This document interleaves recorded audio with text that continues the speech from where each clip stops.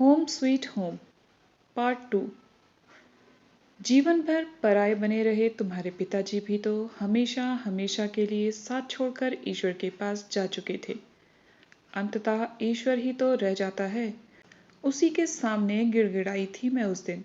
बड़ी मिन्नतें की थी मैंने अपने इस स्वीट होम की रक्षा के लिए, पर श्रेया पहले ही स्वीट होम की नई परिभाषा गढ़ चुकी थी। उसके स्वीट होम की परिभाषा में मैं शामिल ही नहीं थी। मैं लगातार उसके द्वारा स्वयं को अवांछित महसूस करने लगी थी।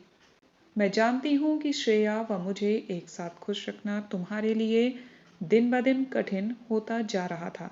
जब तुम्हारे चेहरे से हंसी खुशी खिलखिलाहट ही गायब होने लगी, तब अचानक मेरा अकेलापन, जो इन्हीं एहसासों से भरा था, पुनः रीत कर उभर आया।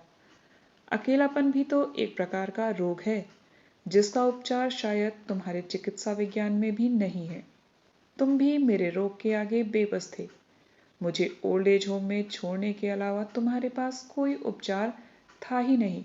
तुमने सोचा कि यहाँ अपने हम उम्र साथियों के साथ रहकर मेरा अकेलापन खत्म हो जाएगा, पर अन्नू, सच कहूँ तो यहाँ आकर मेरा अकेलापन कम होने की बजाय और अधिक बढ़ गया। संपीड़ितों को देखकर मन वितृष्णा से भर गया। हर वक्त मन में झंझावत सा उठता रहता है कि क्या माँ बाप अपने कलेजे के टुकड़ों को इसलिए पलकों पर बिठाकर बड़ा करते हैं कि अंत में उनके बच्चे स्वयं की मजबूरियां गिनाकर माँ बाप को साथ रखने में असमर्थता जता दें। क्या सोचते हैं बच्चे कि बुढ़ापे में केवल 4 रोटी, सिर पर छत और एक बिस्तर ही जरूरत रह जाता है बड़े बूढ़ों की। सर्व सुविधाओं के बावजूद यहाँ रहने वाले बुजुर्गों की आंखों में एक खालीपन है, दुख है और प्रतीक्षा है तो केवल अपने अंतिम सांसों की, क्योंकि केवल वही इस ओल्ड एज होम से उन्हें छुटकारा दिला सकती है। पिछले 3 सालों से मैंने भी यहाँ के सच को जिया है। यहाँ आने वाले समाज सेवियों की नजरों में जब स्वयं के लिए दया व सहानुभूति की झलक देखती हूँ, तो न जाने कितनी बार अहम क्षतिग्रस्त होता रहता है। जब कोई यहाँ आकर तरस खाकर, तो कभी परमार्थ भाव से खाते पीते सर्वसंपन्न घरों के बुजुर्गों की मदद करता है, तब स्वयं को दया का पात्र समझ लेने में मन पर क्या बीतती है, यह तो एक भुक्तभोगी ही समझ सकता है। पिछले हफ्ते जब शहर के एक उद्योगपति यहाँ सभी बुजुर्गों को बांटने के लिए कंबल और स्वेटर ले आए, तब लाख प्रयासों के पश्चात भी मैं अपने अश्रुओं को नहीं रोक सकी। अनायासी मुझे वे सारे स्वेटर याद आ गए जो बचपन से बड़े होने तक मैंने अपने हाथों से तुम्हारे लिए बुने थे। ये सारी अनुभूतियां हैं जिन्हें केवल जीकर ही अनुभव किया जा सकता है। ईश्वर ना करे कभी ये दिन तुम्हारे जीवन में आए, पर यह सब तुम्हें लिखकर इसलिए महसूस करवाना चाह रही हूँ ताकि मेरे निर्णय के पीछे जो कारण है वे तुम्हें निराधार ना लगे। कर्नल कपूर, जिनका अपने समय में बड़ा रौब-दाब रहा था, वे तो साल भर में ही यहाँ के माहौल से झुंझला गए। सच भी है, जिनका अपना जीवन आत्मसम्मान भरा रहा हो, उनके लिए दूसरों को स्वयं पर तरस खाते देखना असहनीय होता है। कर्नल कपूर कहते हैं, निरीहता इंसान को जीते जी मरने को मजबूर कर देती है। मनुष्य को जीवन का हर क्षण पूरी जीवंतता के साथ जिंदा दिली से जीना चाहिए।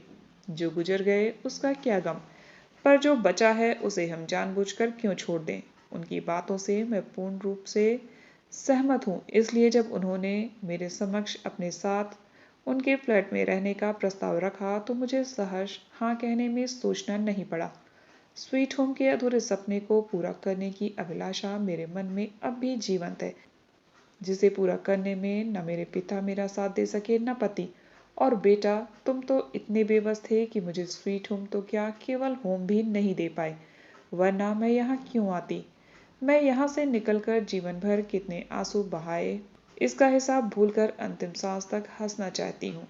आज कर्नल कपूर की बदौलत ही यह विश्वास मन में जगा है कि मेरा अस्तित्व उतना निरर्थक भी नहीं है जितना अब तक मेरी पिछली जिंदगी में मैं महसूस करती रही हूँ।